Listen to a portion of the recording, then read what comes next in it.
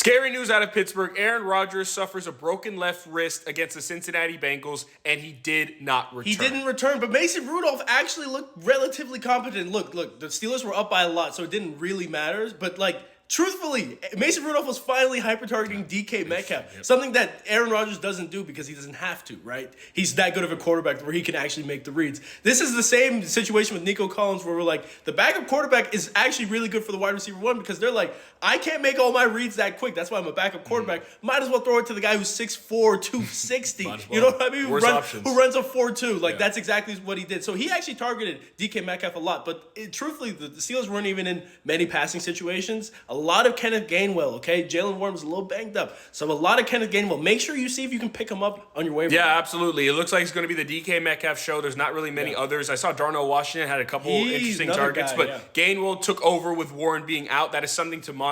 Monitor Warren's injury, especially if it's going to cost him any additional time. And Caleb Johnson, a super, super sneaky stash. He's probably not going to be good enough to actually be started, but you got to think about it. That's the thing. I like that you brought up Darnell Washington. He had some big boy runs, okay? If there's been some tight end, question marks kind of across the league. If you need a guy who's just going to, at least you're going to have fun watching him. Darnell Washington's a fun tight end to watch. Maybe pick him up.